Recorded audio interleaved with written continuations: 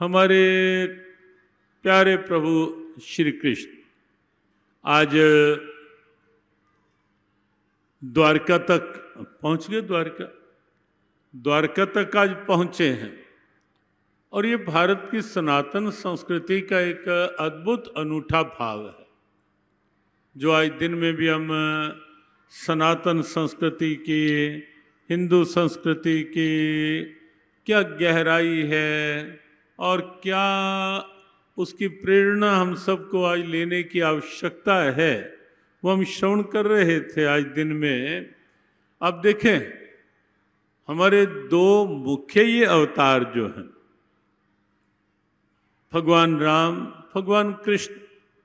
त्रेता में प्रभु राम आए, द्वापर में प्रभु कृष्ण रूप में आए, और दोनों की दिव्यता देखें।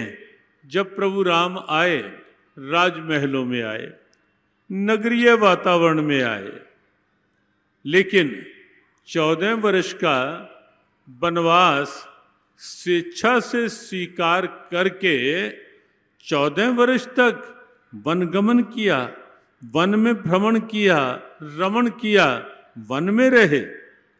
अर्थात विश्व को वो दिखाना चाहते थे कि मैं राजमहलों में प्रकट अवश्य हुआ हूं, जन्मा अवश्य हूं, लेकिन राजमहलों के लिए नहीं आया, केवल राजा बनकर रहने के लिए नहीं आया। मैं केवल नगर तक सीमित होने के लिए नहीं आया। मैं केवल नगर वासियों के लिए नहीं हूं।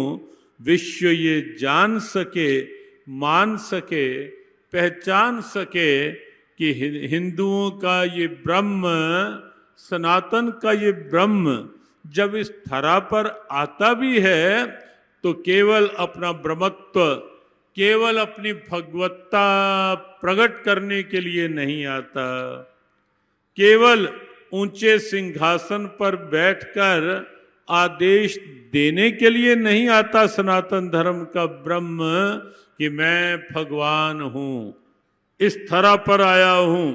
ऐसा नहीं, विश्व को बताने के लिए आता है सनातन धर्म का ब्रह्म कि मैं केवल नगरवासियों का नहीं, मैं वनवासियों का भी हूं, आदिवासियों का भी हूं, गांववासियों का भी हूं, और केवल किसी एक जाति विशेष का नहीं हूं, मैं तो सबका हूं।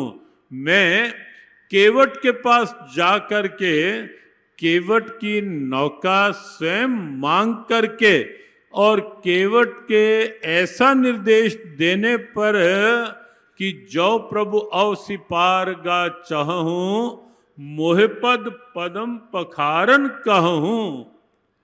ये नहीं कहा कि मैं निवेदन नहीं किया कि मैं प्रभु आपके चरण धोना चाहता हूं, आप मुझ पर कृपा करें, मैं आपका चरणामृत पान कर सकूं।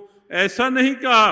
आप देखें, एक केवट की स्थिति ही क्या थी प्रभु के आगे, लेकिन किस प्रकार से ये है हमारे सनातन के भगवान की भगवत्ता, जो बिल्कुल जमीनी धरातल पर उतर करके केवट के भाव को इतना सम्मान देते हैं कि केवट ये कहने की सामर्थ्य अर्जित कर लेता है कि अगर आपको पार जाना है ना, पहले आप स्वयं मुझे कहो कि तू मेरे पैर धो ले, तू मेरे चरण धो ले केवट, जो प्रभु अवसि पार गा चाहूं, मोहे पद पदम पखारन कहूं, तब आपको नौका में बिठाऊंगा। पांव धोने के बाद, और तब प्रभु जैसा केवट ने कहा आराम से बैठ गए और केवट से आराम से चरण प्रक्षालन करवाने लगे, पांव धुलवाने लगे, और तब नौका पर बैठते हैं।